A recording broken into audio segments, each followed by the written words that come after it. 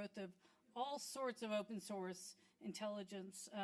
It really ranges from the advanced technology, which you'll hear from Will, such as the proliferation of commercially managed remote sensors and the amazing stuff they've been able to do, and access to that data. You can buy a lot of that data. It's available commercially.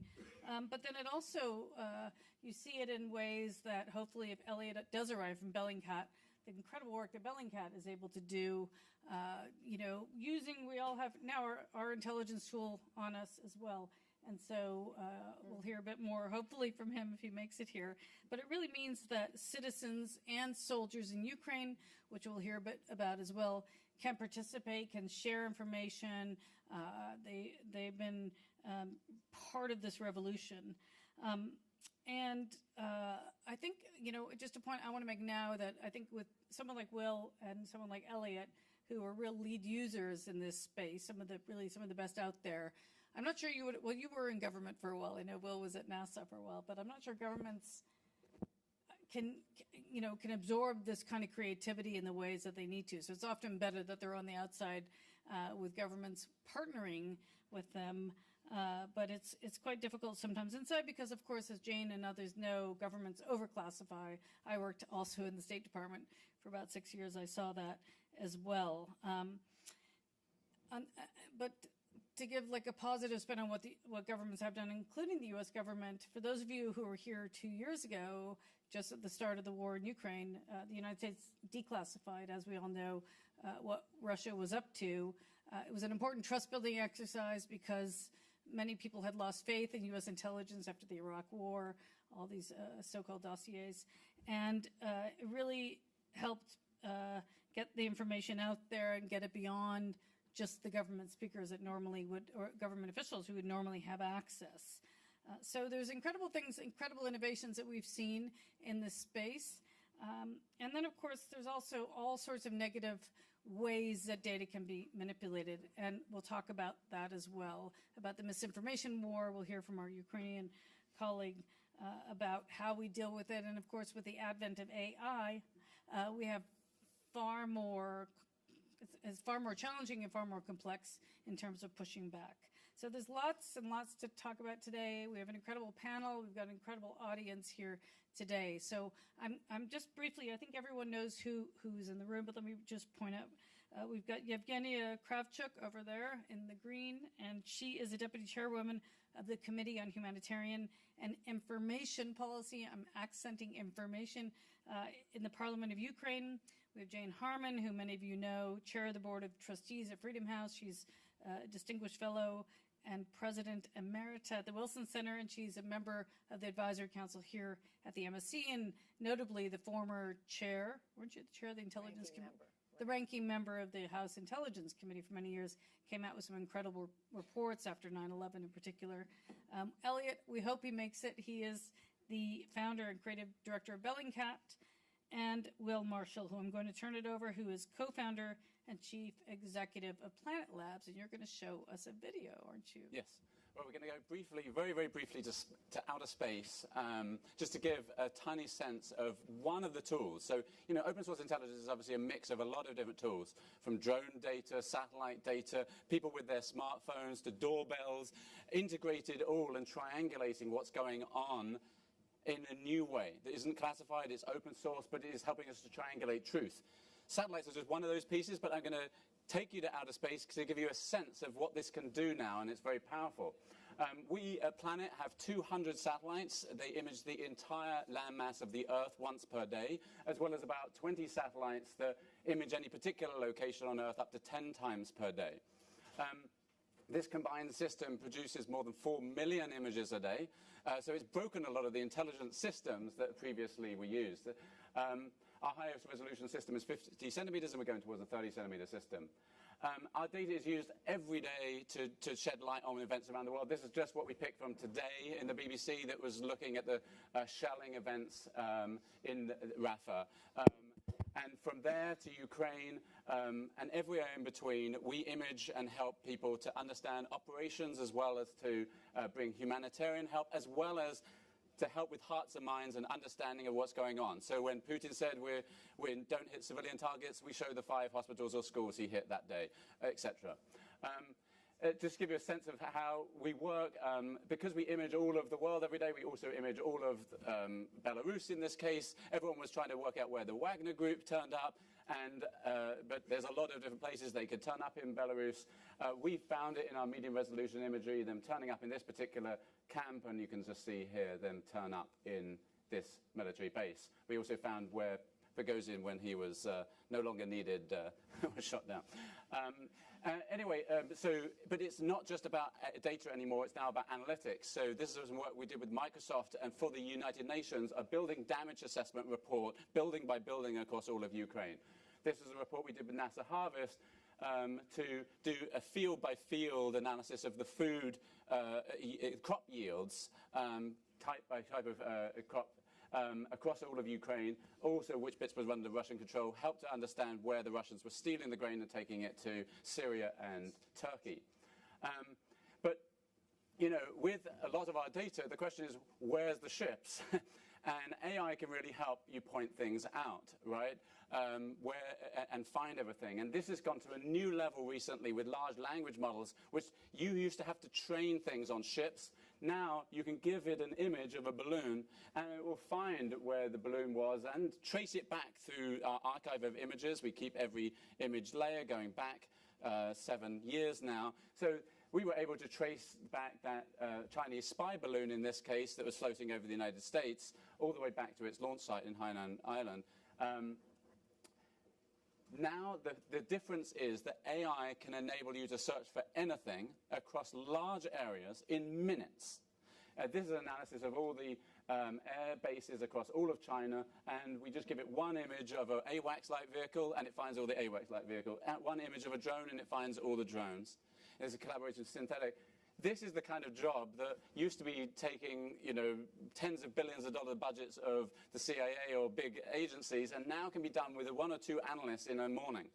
I mean, this is a totally different, and this is that sort of analysis carried out by 2 people of all of China, looking at all the runways, bridges, dams, ships, all the different things.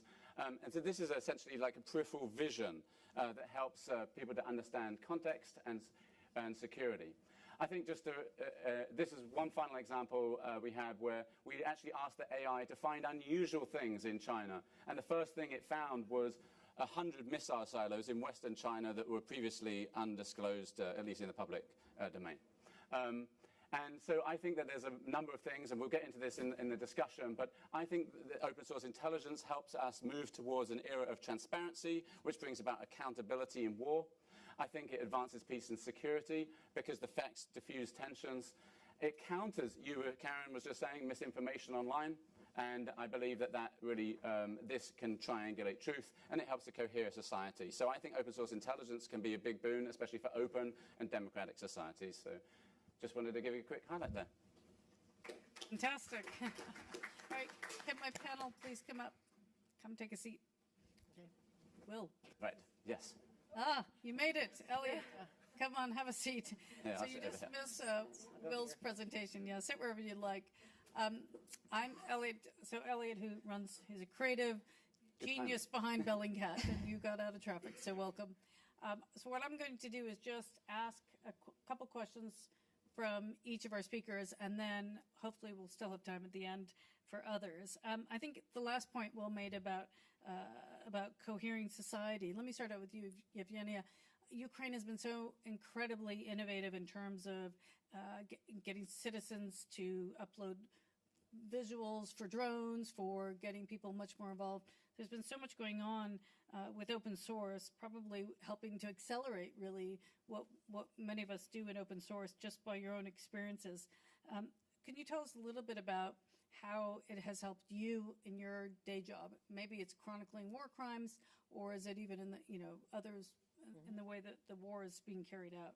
Tell us a bit about that. Yes, thank you. Thank you for bringing this topic. And on the picture, if you didn't recognize, because I did, it was a snake island, the one that Ukraine liberated. And it was from the... That was the day after. Yep, exactly. Yeah. But coming to the resilience, I think it's important to underline the difference how Ukraine and Russia is fighting, because Russia is also using the open informational sources, but it's mostly the special services do that. In Ukraine, it's a collaboration between government special centers that we created that are fighting disinformation or working for strategic communication, and NGOs. Whole bunch of very creative NGOs emerged. First of them emerged after 2014, annexation of Crimea, but after 2022, they were even more empowered. They did Small Fire, it's Austin for Ukraine, Check, and many more. So we collaborate all together and actually helping the government with the data and analyzing the data. I'll give you probably the examples you would never think of, how it could be used. You probably know the huge problem was the abduction of Ukrainian kids that are being taken from Ukrainian territory and being brought to Russia, re-educated, they put them into the foster families, or trying even to change their last names, first names, and everything.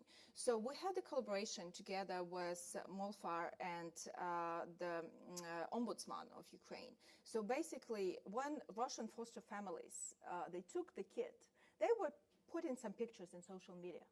So having at least names and pictures, we could locate some of the kids, and they actually had relatives, and relatives came and took them.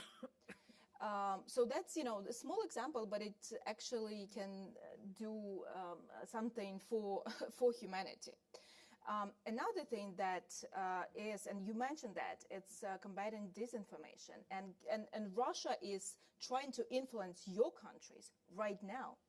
And it's not Russian propaganda TV anchors that are somewhere in YouTube speaking French, Italian, English. No. Actually, using the open source information, another company, VoxCheck, made a map of 26 Western experts and journalists, or former journalists, I can't really call them journalists, that are in the network of Kremlin.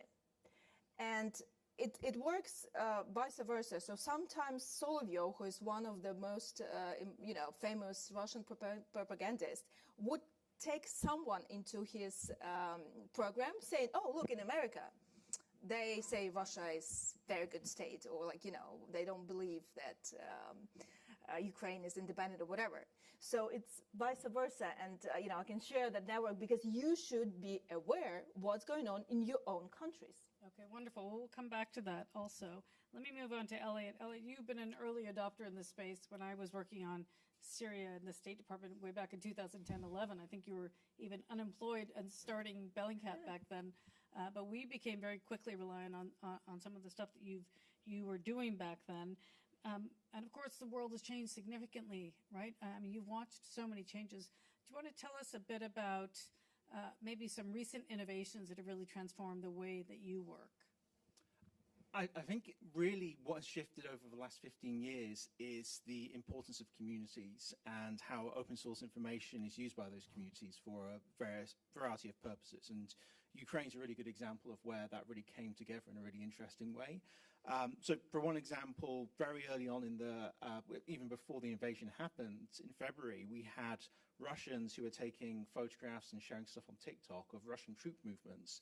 And the online community who had been engaged with Ukraine started using open source skills like geolocation to figure out where these were being filmed and what kind of vehicles were in these convoys. And it gave a near real-time impression of actually the movement of these Russian vehicles towards the border with Ukraine. That then led to more extensive mapping efforts where more and more videos came from the conflict that were geolocated. And at Bellingcat, we actually developed a process where we brought that kind of community online social media effort into a process that verified them again and put them onto a map that anyone can go and visit at ukraine.bellingcat.com of verified geolocated videos.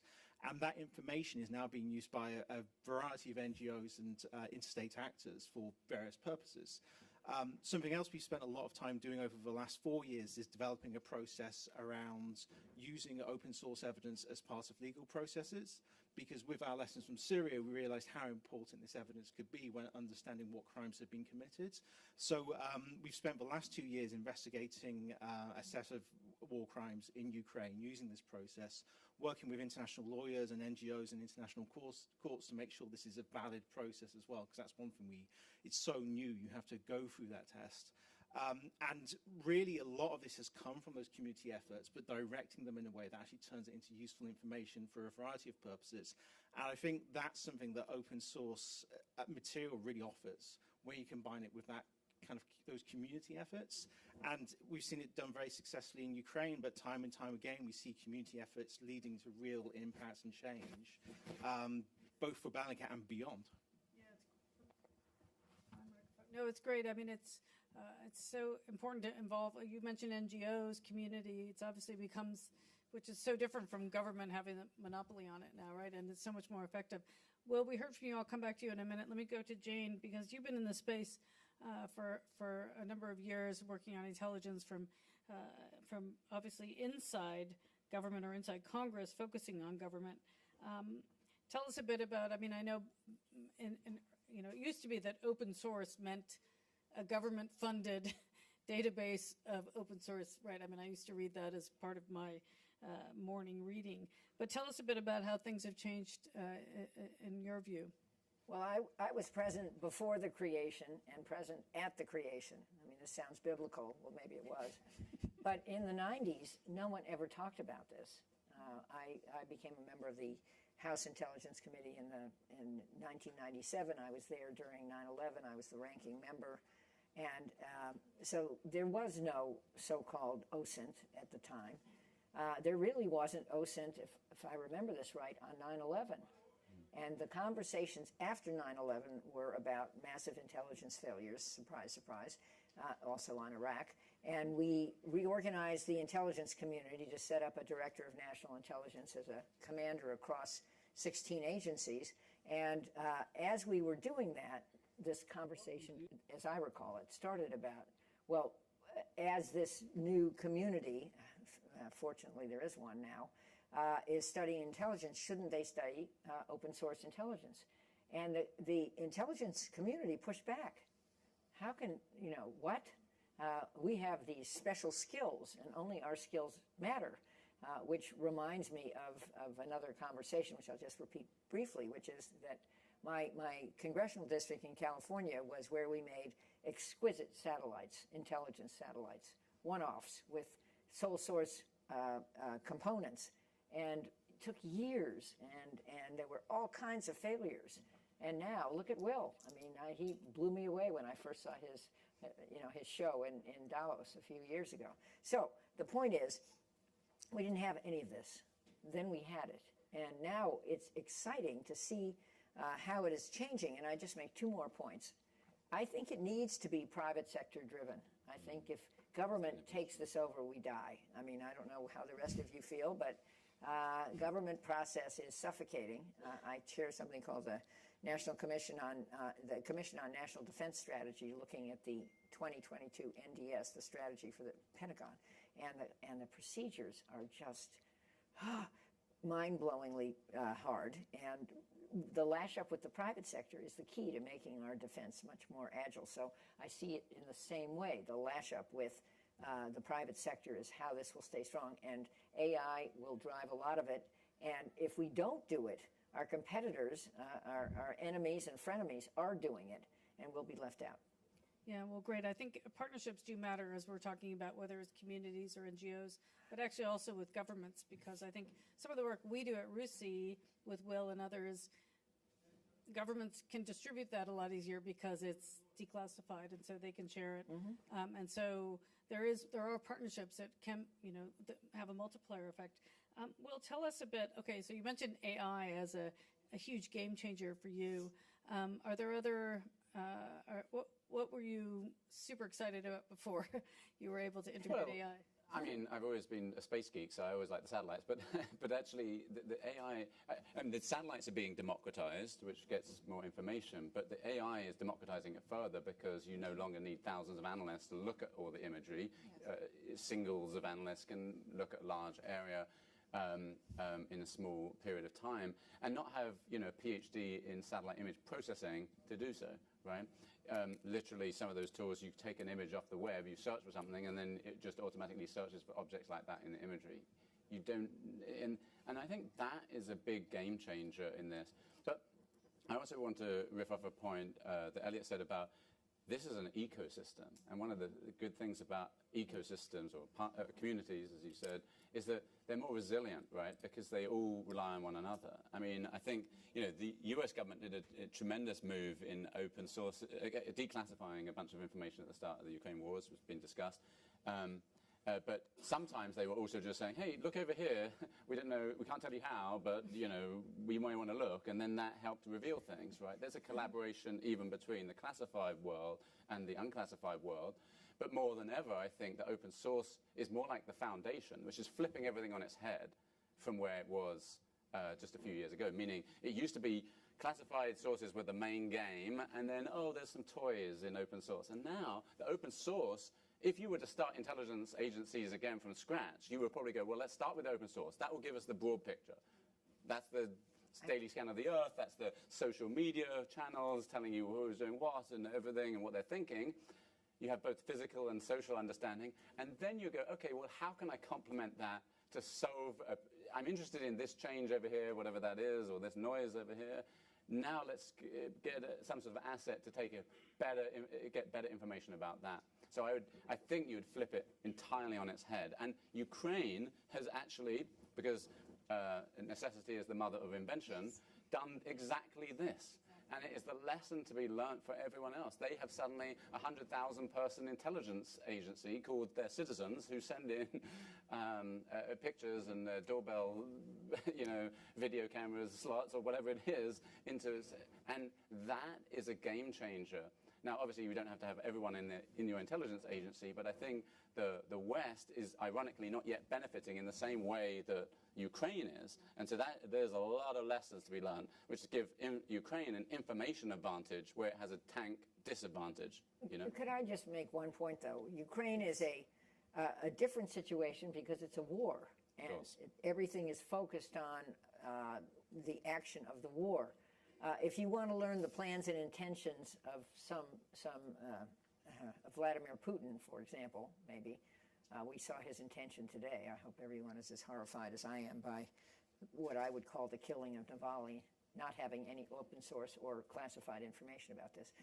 But if you want to learn the plans and intentions of leaders, you probably need some of our more exquisite systems to learn that. Okay, let me go back to Yevgenia about on Ukraine. So we are learning from Ukraine. Everyone's learning from what you've done, as Will said. The innovation has been extraordinary. What should we be doing in our societies? You've been pushing back on Russian misinformation in Ukraine. What should we be doing in our societies? People don't always recognize it. They don't always believe it. They don't know it's causing harm. So what advice would you give to people here?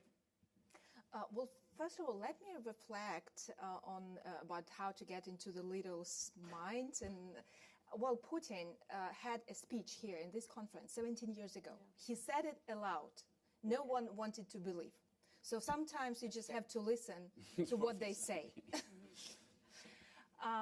But nevertheless, I think that what you can learn from, how in this mess you can find the idea. First, I think it's a very bad idea to believe the anonymous sources. We see it in Ukraine. It's a huge challenge right now in anonymous sources. I know there is a lack of trust in the world, but that's how Russians are trying to push that. And actually, they are using their propaganda machine even officially. For example, they're trying to show some film about Mariupol, that Mariupol is being rebuilt and everything. So, and open data shows that it's still a mess. And we don't know how many people died in Mariupol. You know, it's guessed at tens of thousands. Remember when Bucha happened and Russians tried to say, oh, these are fake bodies, you know, mannequins, whatever. You know, Ukrainians are making it up. They still do it and they still make these fakes. And there was, I think it was an investigation also with satellite data. It was New York Times, I think.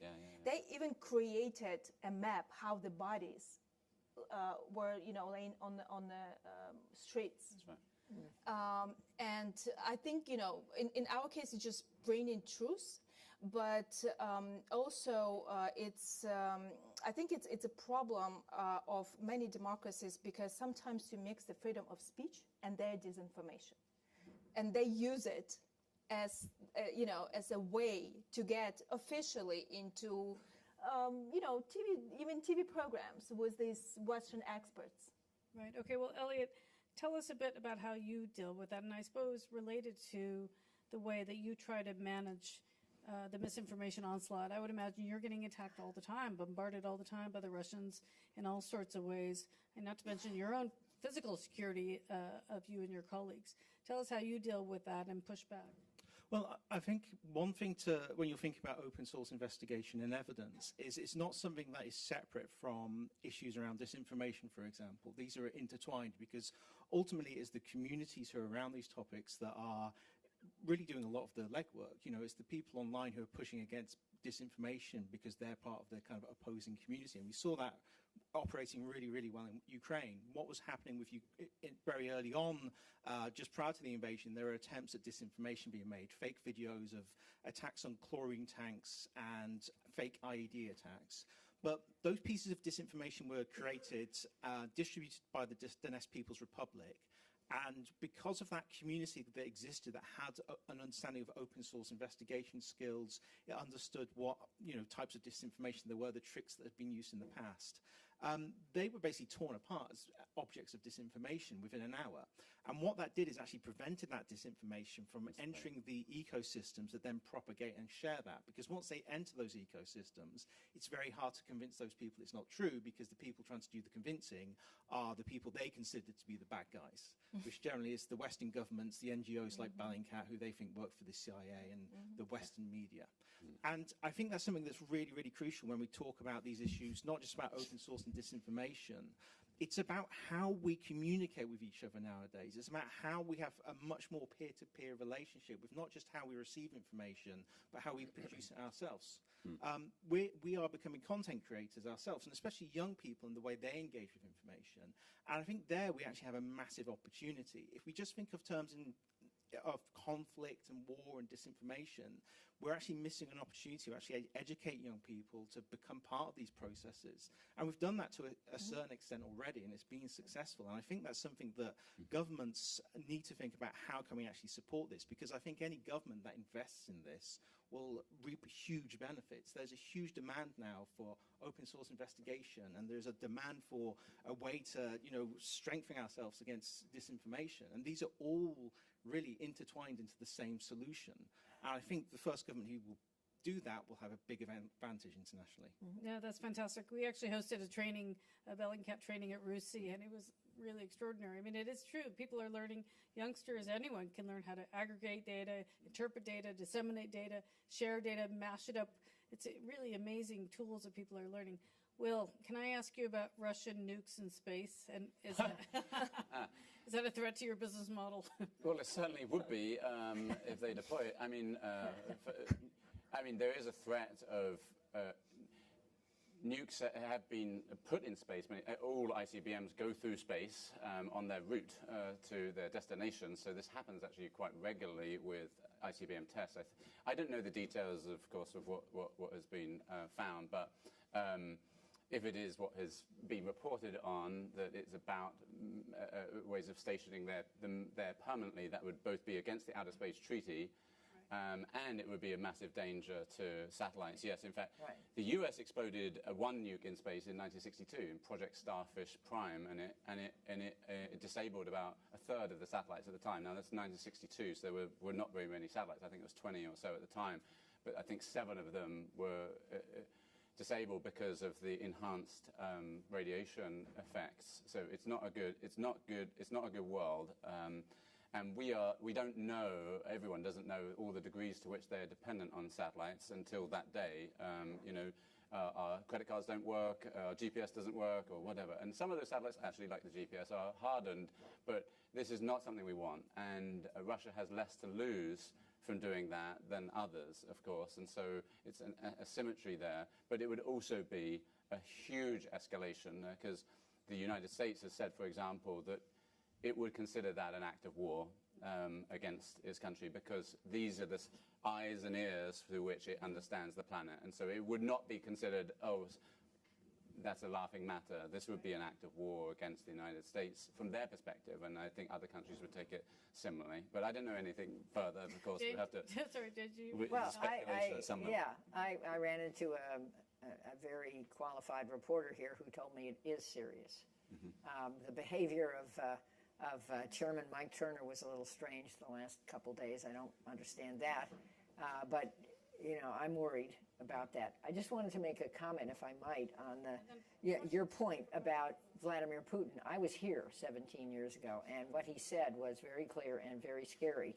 So there it was in broad daylight. But what I'm thinking about, and why I'm still pitching for conventional intel or non-open source, in addition to surging the focus on open source, is that leaders have come here, we've all seen them, and said, oh, everything's fine, we want to make peace with the United States and Europe, and it's all great, when you know that that's not true, because you found out otherwise. And so, I mean, there's plenty of room here, but I do think the future is open, and it will drive transparency, which is a very good thing when you think about it, not just in terms of documenting war crimes, but forcing people to know that the things they try to do are going to be exposed by good companies like yours. Can I just add one quick point? I mean, I think that we do have a lot of misinformation spreading online, or disinformation on social media with deepfakes and other things. I think open source intelligence, in a way, is a counterforce, because it's triangulating truth. And I hope that counterforce can win in that battle. But we also need some regulation. I'm here part of a call that's happening tomorrow for the creation of like a Pugwash-like entity. Pugwash dealt with nuclear disarmament. The scientists did a track two politics. It did track two efforts whilst the politicians were not speaking during the Cold War to bring the nukes off the hair trigger. And it was 11 Nobel Prize-winning physicists that started that.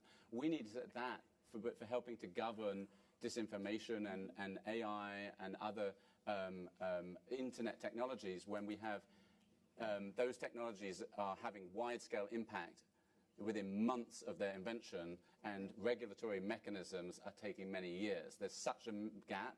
We need to bridge that with some sort of council of people that give thoughtful regulatory advice to tech companies. It can't just be the tech companies, and it can't just be the governments. We need this sort of intermediate process. So there's a call on that being announced tomorrow on that. Great, fantastic. Okay, I'm going to start taking some questions. Please keep it short. I'm going to take a few, so panelists take notes. Okay. So Lord Hitze first, and then this gentleman, and please introduce yourself. If hi, Lord Hitze, Michael Hitze, for my friends here. Look, the image stuff you've talked about is very, very clear and very obvious, and I think you've alluded to a little bit. You must be able to pick up patterns in data. Can you just talk a little bit more about that? I think you alluded to a little bit in terms of disinformation and who's doing what. I mean, Patterns of what, sorry? Well, patterns of misinformation coming out. I mean, I'm sorry. If I knew the answer, I'd be much clearer. But I'm just saying, you can see the images and you can see how wrong they are. There must be a whole lot of misinformation coming about, I don't know, whatever, right? I'm sorry, if I knew, I'd be clearer. Elliot, you might be better. can we just hold on? Let's take Oh, a yeah, question. yeah, I'll come back to you. idea. So this gentleman over here. Right. Oh, sorry. Right. No. Yeah, you got it. Thank you. Here we go. So Christopher Alberg from Recorded Future. We do a lot of this open source stuff too. And I think Will made the good point in terms of the debate here about open versus closed. And I don't think anybody's going to argue that you don't need closed source intel sometimes. With the problem, you don't need to be a spy to figure out in the US budget where the money goes. And it's 99.9% that goes to closed source and 1% 0.1% that goes to open source. That's- And it needs to flip to where its foundational intelligence is open source. That's going to get so much more bang for the bucket. So I guess that turned Okay, into excellent. propaganda statement. No, great comment. Okay, the gentleman in the Agreed. top row, please.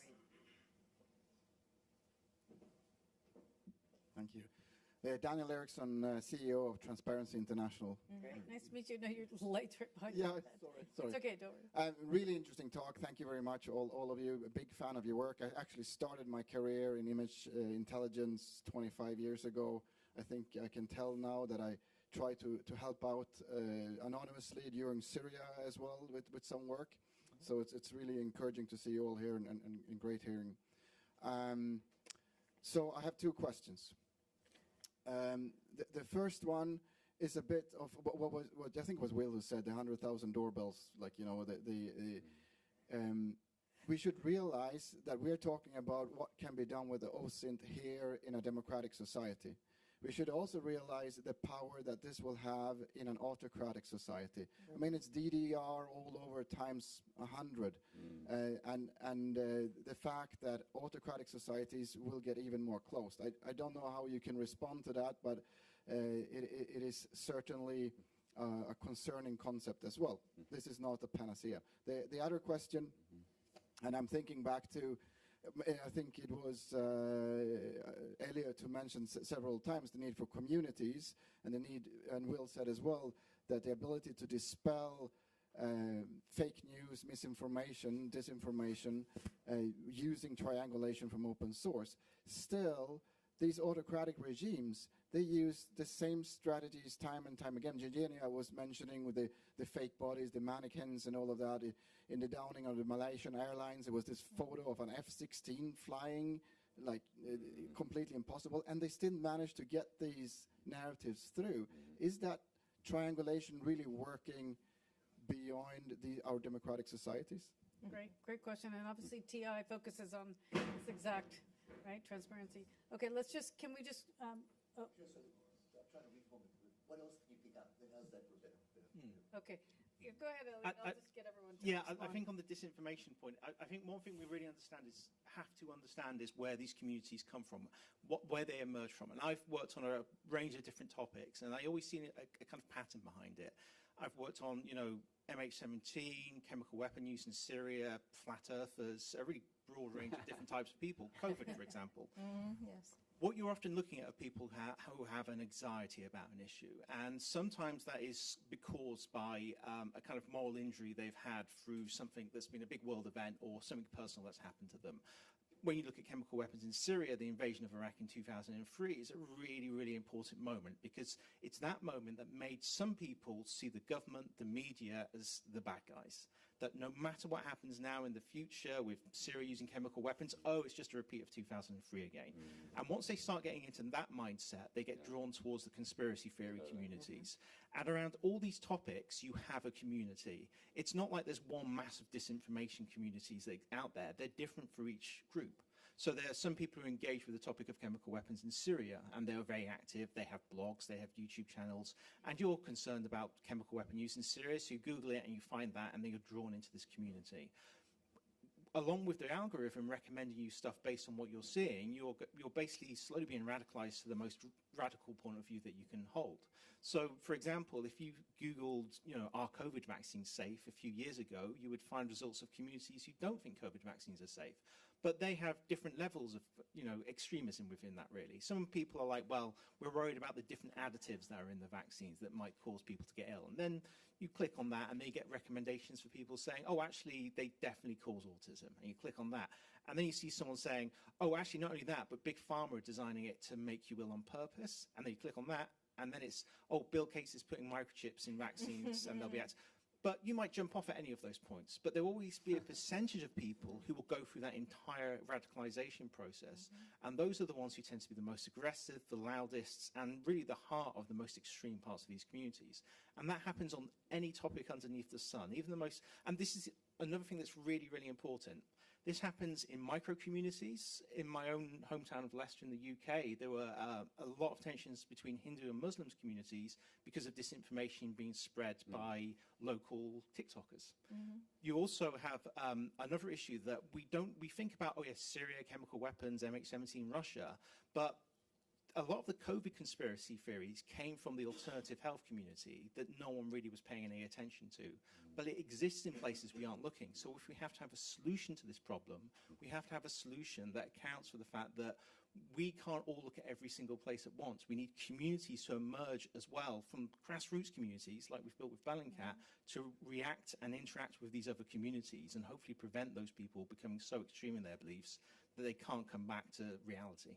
But Elliot, you missed, before you got here, I was mentioning that the U.S.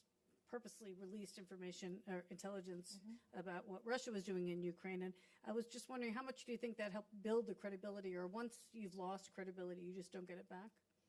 Well, among the sensible people, it was very useful because it was stuff you could go out and check. You know, like you were saying, the US would say something, where would be an open source kind of angle that could be investigated. We'd look at satellite imagery and, hey, it was true. The problem is there's always going to be a percentage of people who will always see the world through a conspiratorial lens. And they're already part of the communities that will be the ones who are propagating more disinformation around that situation. And those people are next to impossible to reach from the mainstream because the mainstream to them are the enemy. Right. And keep in mind, they do not see themselves as agents of disinformation or mistruth. They see themselves as truth seekers. Yes. They see themselves as noble, Right. and that's why they're a problem. And part of an exclusive community, et cetera, in the know, right? Okay, Evgenia. Yes, but at the same time that there are these people that do believe in conspirology, there are men created fake accounts that are spreading. So at least we have to fight that. And we have to, make sure that tech giants fight that, because there are the companies that do not want to do that. And they are actually, we'll get more revenue because more people comments, more, reactions to because these disinformation info, they are emotional, so they get reaction, and then, you get the ad. So I think we do have to target, and we have to educate people, of course. But at the same time, if someone does intentionally trying to fool you, me, everyone, then we have to deal with it. Great. Will, and then Jane, we're running out of time, Yeah. so. I'll be quick. I totally agree with this. I just wanted to respond to your point. I mean, technology always can have good and bad consequences, but I think overall in the thrust, you're going to find that this triangulation, exactly to your case in Mariupol, showed that we did undo that misinformation, right? And showed through satellite data, that New York Times piece that you mentioned, Karen, it enabled us to show that it wasn't, in fact, what the Russian story is. That is exactly the case in point. And I think we're getting better and better at that, right? I don't think we can control what the narrative is in Russia because of the controls that they have on what's on the information. But we can control what everyone else sees outside, and I think that's important. I just want to end with a comment on obviously, I'm a huge subscriber to your point that I'm not sure if you flip it from 99.9% to 0.1% entirely around, but you can certainly, I think of it as flipping towards having a base. Again, if you started an intelligence agency today, you would start with an open source base, and which would cost you orders of magnitude less, right. And then you would add classified assets on top of that for bespoke areas, whether that's human or, really better satellites that cost you billions or what have you, Yeah, those of us who do this without using satellites, it's a lot cheaper. Well, it enables folks like Rusi to do anything at all. Obviously, you aren't going to get access to classified satellite data when you want to investigate this human rights thing or that challenge in Gaza or whatever. We provide you that imagery, and it enables you to have some sort of partnerships. It enables you to distribute unclassified information, a point you were making earlier, Karen, to others. We overclassify information. I know everyone's shocked to learn this. And we not only overclassify it by one system, we have multiple systems in the United States. So system A can't read system B, and we've been working on this for a while. I thought it was a great and brave move, finally, to declassify the information on Ukraine, and it was very helpful in the PR effort to persuade people that this really could happen. Obviously, I totally agree with you.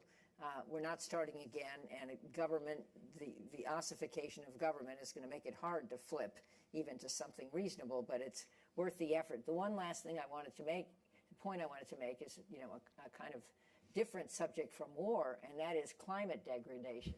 I mean, we can now see the rainforest disappearing. We can see what happens with floods and fires and all of these kinds of things which enable government, not the Defense Department, although sometimes it does respond, but other parts of our government to respond effectively and to punish wrongdoers who say that, oh, we're not doing anything. And it's the same theory of change. It's transparency brings accountability, and security and sustainability are increasingly coupled. So this has broad application. Final point, thinking about Israel and Gaza, Israel lost the narrative very quickly because of weaponized disinformation. Hamas was highly skilled at this, and Israel wasn't. I think Israel's catching up. I'm not saying Israel's totally right. That's not my point. But they were late to show that some things that were claimed didn't happen. And I think we have to get smarter about this. Yeah, and just on your climate point, of course, it's also thanks to Will and Planet Labs that we know so much more about it. I think the one thing we can all agree in this room is that 45 minutes is clearly not enough to talk about this subject with this extraordinary panel. So I apologize on behalf of the Munich Security Conference that we didn't have more time, but it's always good leaving a room wanting more. So please join me in thanking our amazing speakers today for their testimony. Okay.